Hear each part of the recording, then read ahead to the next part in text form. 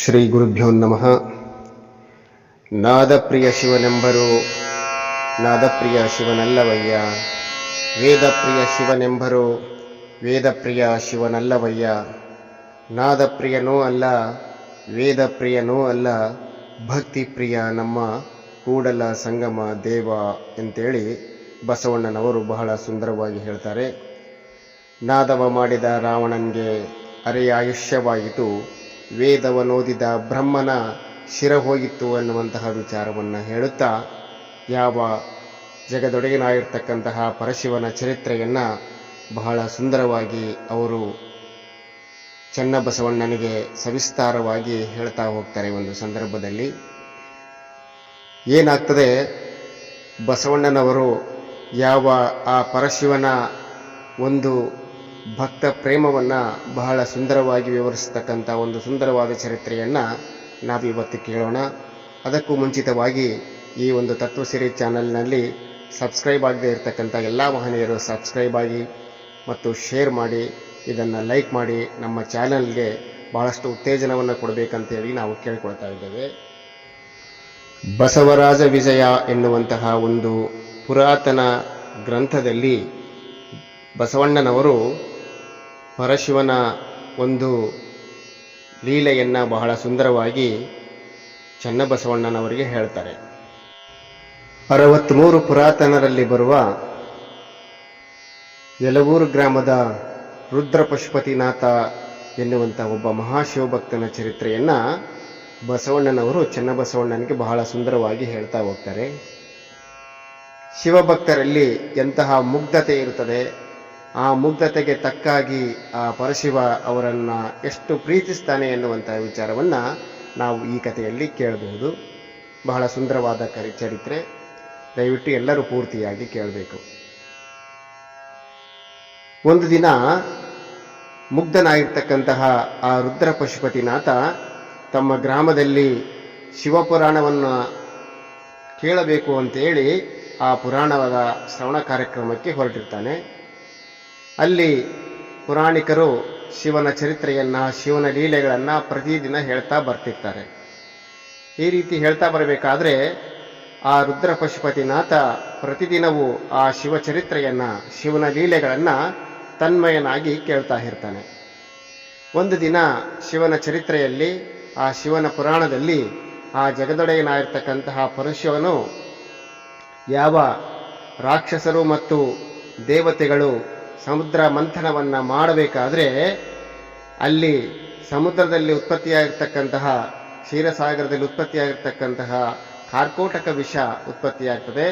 ಆ ಉತ್ಪತ್ತಿಯಾದಾಗ ಎಲ್ಲ ದೇವತೆಗಳು ಆ ಪರಶಿವನನ್ನು ಮೊರೆ ಹೋದಾಗ ಆ ಜಗದೊಡೆಯನಾಗಿರ್ತಕ್ಕಂತಹ ಪರಶಿವ ಆ ವಿಷವನ್ನು ಪಾನ ಮಾಡ್ತಕ್ಕಂತಹದ್ದು, ಅಂದರೆ ವಿಷವನ್ನು ಕುಡಿದು ವಿಷಕಂಠನಾಗಿರ್ತಕ್ಕಂತಹ ಚರಿತ್ರೆಯನ್ನು ಆ ಪುರಾಣಿಕರು ಹೇಳ್ತಾರೆ. ಇದನ್ನು ಬಹಳ ತನ್ಮಯನಾಗಿ ಕೇಳ್ತಾ ಇರ್ತಾನೆ ಯಾರು, ಶಿವಭಕ್ತನಾಗಿರ್ತಕ್ಕಂತಹ ರುದ್ರ ಪಶುಪತಿನಾಥರು. ಯಾವಾಗ ಈ ಚರಿತ್ರೆಯನ್ನು ಕೇಳಿದಾಗ ಆ ಸಮುದ್ರ ಮಂಥನ ಸಂದರ್ಭದಲ್ಲಿ ಉತ್ಪತ್ತಿಯಾಗಿರ್ತಕ್ಕಂತಹ ವಿಷವನ್ನು ಪರಮೇಶ್ವರನು ಅಂದರೆ ಶಿವನು ಆ ಒಂದು ವಿಷವನ್ನು ಕುಡಿದು ಜಗತ್ತನ್ನು ರಕ್ಷಣೆ ಮಾಡಿದ ಅನ್ನುವಂಥ ವಿಚಾರವನ್ನು ಹೇಳ್ತಾರೆ. ಆ ರೀತಿ ಹೇಳಿದಾಗ ರುದ್ರ ಪಶುಪತಿನಾಥ ಆ ಪುರಾಣಿಕರನ್ನು ಪುನಃ ಕೇಳ್ತಾನೆ, ನೀವು ಹೇಳಿರುವಂಥದ್ದು ಸತ್ಯನಾ ಅಂತ ಕೇಳ್ತಾನೆ. ಯಾಕಪ್ಪ ಅಂತ ಕೇಳ್ತಾನೆ. ಅಲ್ಲ, ಸಮುದ್ರ ಮಂಥನ ಸಂದರ್ಭದಲ್ಲಿ ಕಾರ್ಕೋಟವಾಗಿರ್ತಕ್ಕಂತಹ ವಿಷ ಉತ್ಪತ್ತಿಯಾಗಿದೆ ಅಂತ ಹೇಳಿದ್ರೆ ಆ ವಿಷವನ್ನು ಶಿವ ಕುಡಿದದ್ದು ನಿಜವಾ ಅಂತ ಕೇಳ್ತಾನೆ. ಆಗ ಆ ಪುರಾಣಿಕರು ಹೇಳ್ತಾರೆ, ಇದು ಸತ್ಯವಾದ ಮಾತಪ್ಪ, ಇದರಲ್ಲಿ ಸುಳ್ಳು ಅಂತಕ್ಕಂತಹದ್ದು ಏನೂ ಇಲ್ಲ, ಇದು ಶಾಸ್ತ್ರ ಸಮ್ಮತವಾಗಿರ್ತಕ್ಕಂತಹದ್ದು, ವೇದ ಸಮ್ಮತವಾಗಿರ್ತಕ್ಕಂತಹದ್ದು, ಪುರಾಣ ಸಮ್ಮತವಾಗಿರ್ತಕ್ಕಂತಹದ್ದು, ಇದರಲ್ಲಿ ಯಾವುದೂ ಸುಳ್ಳು ಇಲ್ಲ. ಅವತ್ತು ಸಮುದ್ರ ಮಂಥನ ಸಂದರ್ಭದಲ್ಲಿ ಶಿವನು ವಿಷಪಾನವನ್ನು ಮಾಡಿರ್ತಕ್ಕಂಥದ್ದು ಸತ್ಯ ಅನ್ನುವಂಥ ಮಾತನ್ನು ಹೇಳ್ತಾನೆ. ಯಾವಾಗ ಈ ವಿಚಾರವನ್ನು ಕೇಳಿದಾಗ ಆ ರುದ್ರ ಪಶುಪತಿನಾಥರಿಗೆ ಬಹಳಷ್ಟು ಬೇಜಾರಾಗ್ತದೆ. ನನ್ನ ಪರಶಿವ, ನನ್ನ ಆರಾಧ್ಯ ದೈವ ಎಂತಹ ಕೆಲಸ ಮಾಡಿಬಿಟ್ನಲ್ಲ. ಯಾವ ಕ್ಷೀರಸಾಗರ ಮಂಥನ ಸಂದರ್ಭದಲ್ಲಿ ಉತ್ಪತ್ತಿಯಾಗಿರ್ತಕ್ಕಂಥ ವಿಷವನ್ನು ಈ ಜಗದೊಡೆಯನಾಗಿರ್ತಕ್ಕಂಥ ಪರಶಿವನೇ ಹೋಗಿ ಯಾಕೆ ಕುಡಿಬೇಕಾಗಿತ್ತು? ಆ ವಿಷವನ್ನು ಕುಡಿದರೆ ಆತ ಉಳಿಲಿಕ್ಕೆ ಸಾಧ್ಯನಾ? ಅದು ಸಾಮಾನ್ಯವಾದ ವಿಷವ, ಅದು ಕಾರ್ಕೋಟಕ ವಿಷ. ಅಂಥ ವಿಷವನ್ನು ನನ್ನ ಜಗದೊಡೆಯನಾಗಿರ್ತಕ್ಕಂತಹ ಪರಶಿವ ಕುಡಿದು ಬಿಟ್ನಲ್ಲ. ಆತ ವಿಷ ಕುಡಿದಿದ್ದಾನೆಂದರೆ ನನ್ನ ಮನಸ್ಸು ಯಾವ ರೀತಿಯಾಗಿ ಸಮಾಧಾನ ಇರಲಿಕ್ಕೆ ಸಾಧ್ಯ ಅಂತೇಳಿ ರಾತ್ರಿಯೆಲ್ಲ ವ್ಯಥೆಯನ್ನು ಪಟ್ಟ. ಮನೆಯಲ್ಲಿ ಊಟವನ್ನೂ ಮಾಡಲಿಲ್ಲ. ಆತನಿಗೆ ಒಂದು ಚಿಂತೆಯೇ ಕಾಡಲಿಕ್ಕೆ ಆರಂಭವಾಯಿತು. ಎಲ್ಲವನ್ನೂ ಆಲೋಚನೆ ಮಾಡಿದ. ಆ ಶಿವ ಆ ವಿಷವನ್ನು ಕುಡಿಯುವ ಸಂದರ್ಭದಲ್ಲಿ ಆ ವಿಷವನ್ನು ತನ್ನ ಕೈಗೆ ಎತ್ತಿಕೊಂಡಾಗ ಕೈಗೆ ಎಷ್ಟು ಗಾಯಗಳಾಗಿರಬಹುದು. ಆ ವಿಷವನ್ನು ಬಾಯಲ್ಲಿ ಹಾಕಿಕೊಂಡು ಪಾನ ಮಾಡುವ ಸಂದರ್ಭದಲ್ಲಿ ಬಾಯಿಯಲ್ಲಿ ನಾಲಿಗೆಗೆ ಎಂತಹ ಒಂದು ಬಾಧೆ ಉತ್ಪತ್ತಿಯಾಗಿರಬಹುದು.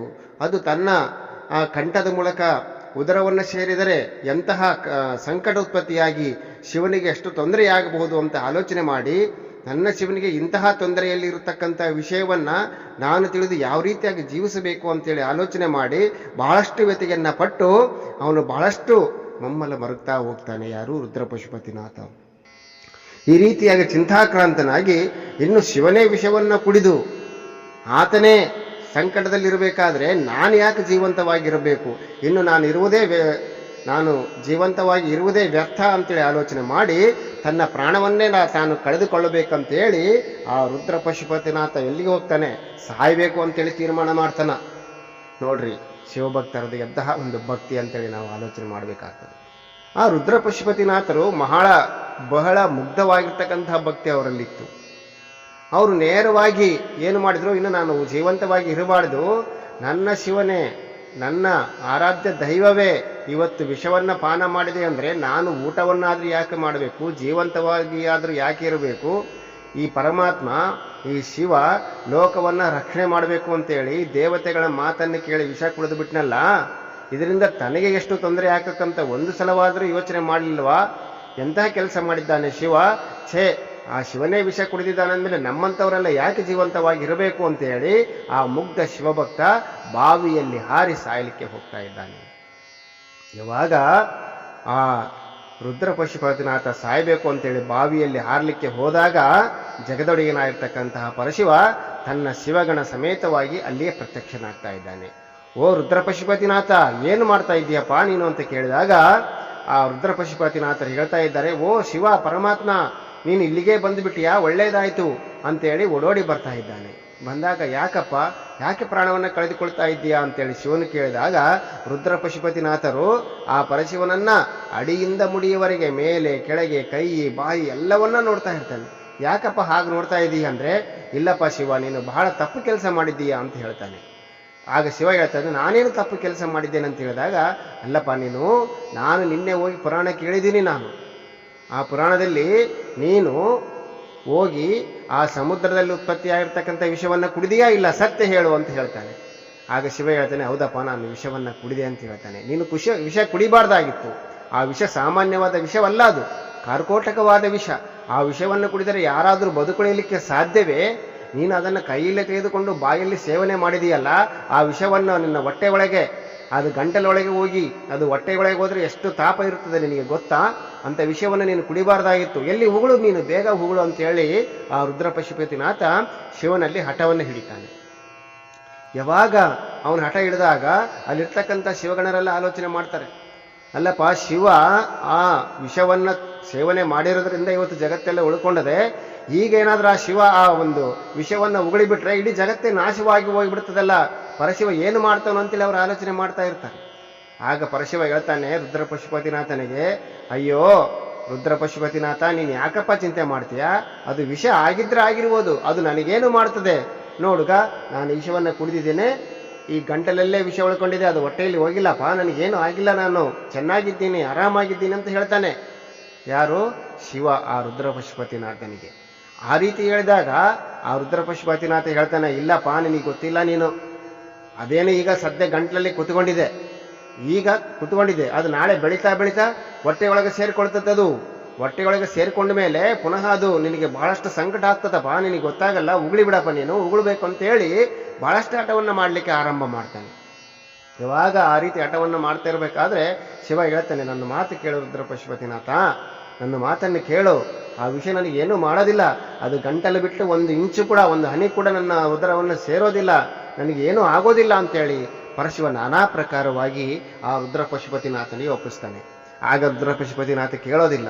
ಅಲ್ಲ, ಗಣಾಧೀಶ್ವರರೆಲ್ಲ ಹಿಂದೆ ಬಂದಿರ್ತಾರಲ್ಲ, ಅವರಿಗೆಲ್ಲ ಹೇಳ್ತಾನೆ, ಬೈತಾನೆ, ಅವ್ರಿಗೆ ನೀವೆಂಥ ಕೆಲಸ ಮಾಡಿದ್ದೀರಲ್ಲ, ಸಾಕ್ಷಾತ್ ಜಗದೊಡೆಯನಾಗಿರ್ತಕ್ಕಂಥ ಪರಮಾತ್ಮ ನಮ್ಮ ಶಿವ ವಿಷವನ್ನು ಕುಡಿಯುವುದನ್ನು ನೋಡಿ ನೀವು ಸುಮ್ಮನೆ ಇದ್ದೀರಲ್ಲ, ಕುಡಿಬೇಡ ಅಂತೇಳಿ ಒಬ್ಬರಾದ್ರೂ ಹೇಳ್ಬೇಕಾಗಿಲ್ಲ. ಆ ಪಾರ್ವತಿ ದೇವಿ ತಾಯಿ ಅಮ್ಮ ಆಕೆ ಆದ್ರೂ ಹೇಳಿ ವಿಷ ಕುಡಿಯುವುದನ್ನು ನಿಲ್ಲಿಸಬಹುದಾಗಿತ್ತು. ಕುಡಿದ ಮೇಲೆ ಹೋಗಿ ಗಂಟಲಕ್ಕೆ ಹಿಡಿದಿದ್ದಾಳಲ್ಲ, ಅದಂತೂ ಆತನ ಶರೀರದಲ್ಲಿ ಇದೆ ತಾನೆ. ನಾಳೆ ಕಂಡಲಿಂದ ಕೆಳಗಿಳಿದ್ರೆ ನನ್ನ ಶಿವನ ಗತಿ ಏನಾಗಬೇಕು? ಗಣಪತಿಯೂ ಹೇಳಿಲ್ಲ, ಷಣ್ಮುಖನೂ ಹೇಳಿಲ್ಲ, ಯಾರೂ ಹೇಳಿಲ್ಲ. ನೋಡು, ಅದು ಗಂಟಲಲ್ಲಿ ಇದೆ, ಇನ್ನೂ ನೀಲಿಯಾಗಿ ಕಾಣ್ತಾ ಇದೆ. ಅದು ಇವತ್ತಲ್ಲ ನಾಳೆ ಒಳಗಡೆ ಸೇರಿದ್ರೆ ಎಷ್ಟು ಅನಾಹುತ ಆಗುತ್ತೆ. ಹೀಗೆ ಉಗುಳಬೇಕಪ್ಪ, ನೀನು ಉಗುಳಬೇಕು, ಇಲ್ಲಾಂದ್ರೆ ನಾನು ಜೀವಂತವಾಗಿರೋದಿಲ್ಲ, ನಾನು ಈಗಲೇ ಸಾವನ್ನಪ್ತೀನಿ ಅಂತ ಹೇಳಿ ಖಡ್ಗವನ್ನು ತೆಗೆದುಕೊಂಡು ಸಾಯಲಿಕ್ಕೆ ಹೋಗ್ತಾ ಇದ್ದಾನೆ. ಯಾರು? ರುದ್ರ ಪಶುಪತಿನಾಥ. ಇವಾಗ ಆತನ ಮುಗ್ಧ ಭಕ್ತಿಯನ್ನು ಕಂಡಿರ್ತಕ್ಕಂಥ ಪರಶಿವ ಹೇಳ್ತಾನೆ, ಆಯ್ತಪ್ಪ, ನಾನು ವಿಷವನ್ನ ಕುಡಿದಿದ್ದೇನೆ, ನನಗೇನು ಆಗೋದಿಲ್ಲ ಅಂದ್ರೂ ನೀನು ಕೇಳ್ತಾ ಇಲ್ಲ, ನೀನೇ ನೋಡ್ತಾ ಇರು, ಅದು ವಿಷ ನನ್ನ ಗಂಟಲಿನಿಂದ ಒಳಗಡೆ ಬರೋದೇ ಇಲ್ಲ ಅಂತ ಹೇಳ್ತಾನೆ. ಬರೋದಿಲ್ಲ ಅಂತ ಹೇಳ್ತೀಯಲ್ಲಪ್ಪ, ನೀನು ಬರ್ತತಾ ಇಲ್ಲ ಅಂತ ನೋಡೋರಾದ್ರೂ ಯಾರು ಅಂತ ಕೇಳಿದ ಶಿವ ಹೇಳ್ತಾನೆ, ಬಾರಪ್ಪ ಬಾ, ನಾನು ಕೈಲಾಸದಲ್ಲಿ ಇರ್ತೀನಲ್ಲ, ನನ್ನ ತೊಡೆಯ ಮೇಲೆ, ನನ್ನ ಬಲ ತೊಡೆಯ ಮೇಲೆ ನೀನು ಯಾವಾಗಲೂ ಕೂತ್ಕೊಂಡಿರು, ನೀನು ನನ್ನ ಕಂಠವನ್ನೇ ನೋಡ್ತಾ ಇರು, ಅದು ವಿಷ ಕೆಳಗೆ ಹೋಗ್ತತಾ ಇಲ್ಲ ಅಂತೇಳಿ ನೀನೇ ನೋಡ್ತಾ ಇರು, ಅದು ಹೋಗೋದೇ ಇಲ್ಲ ಅಂತ ಹೇಳಿದಾಗ ಆಗ ಅವನಿಗೆ ಸಮಾಧಾನ ಆಗ್ತದೆ. ಆಯ್ತಪ್ಪ, ನಾನು ಕೂತ್ಕೋತೀನಿ, ನೀನು ಹೇಳಿದಿ ಅಂತೇಳಿ ನಿನ್ನ ತೊಡೆಯ ಮೇಲೆ ಕೂತ್ಕೋತೀನಿ, ನಾನು ಅದನ್ನೇ ನೋಡ್ತಾ ಇರ್ತೀನಿ, ನಿನ್ನ ವಿಷ ಕುಡಿದಿರ್ತಕ್ಕಂಥ ವಿಷ ಹೊಟ್ಟೆಗಳಿಗೆ ಹೋಗದೇ ಇರ್ತಕ್ಕಂತಹದ್ದನ್ನು ನಾನು ನೋಡ್ತಾನೆ ಇರ್ತೀನಿ, ಹಾಗೇನಾದ್ರೂ ಅದು ಹೋಗೋ ಸಂದರ್ಭ ಬಂದಾಗ ನೀನು ಉಗುಳಬೇಕು ಅಂತ ಹೇಳ್ತಾನೆ ಪರಶಿವನಿಗೆ. ಯಾವಾಗ ಆ ರೀತಿಯ ಹೇಳಿದಾಗ ಆ ಮುಗ್ಧ ರುದ್ರ ಪಶುಪತಿನಾಥನ ಭಕ್ತಿಗೊಳ್ದಿರ್ತಕ್ಕಂಥ ಪರಶಿವ ಆತನನ್ನು ಕೈಲಾಸಕ್ಕೆ ಕರೆದುಕೊಂಡು ಹೋಗಿ ತನ್ನ ತೊಡೆಯ ಮೇಲೆ, ಬಲ ತೊಡೆಯ ಮೇಲೆ ಕೂಡಿಸಿಕೊಳ್ತಾನೆ.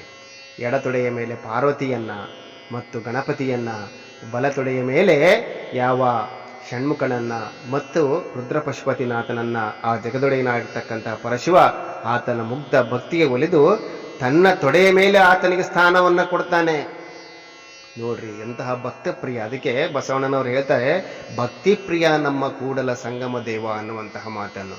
ಈ ಪ್ರಕಾರವಾಗಿ ಆ ರುದ್ರ ಪಶುಪತಿನಾಥನಿಗೆ ತನ್ನ ತೊಡೆಯಲ್ಲೇ ಸ್ಥಾನವನ್ನ ಕೊಟ್ಟು ನಿರಂತರವಾಗಿ ಕೈಲಾಸದಲ್ಲಿ ವಿರಾಜಮಾನವಾಗಿ ಆ ಪರಶಿವನು ಈ ಒಂದು ಜಗತ್ತನ್ನ ಸಂರಕ್ಷಣೆ ಮಾಡಿದ ಅನ್ನುವಂತಹ ಚರಿತ್ರೆ, ಆ ರುದ್ರ ಪಶುಪತಿನಾಥರ ಸರ್ವ ಸುಂದರವಾಗಿರ್ತಕ್ಕಂತಹ ಚರಿತ್ರೆಯನ್ನ ಬಸವರಾಜ ವಿಜಯ ಎನ್ನುವಂತಹ ಗ್ರಂಥದಲ್ಲಿ ಬರುವ ಹಾಗೆ ಬಸವಣ್ಣನವರು ಚನ್ನಬಸವಣ್ಣನವರಿಗೆ ಈ ಚರಿತ್ರೆಯನ್ನು ಹೇಳ್ತಾ ಇದ್ದಾರೆ.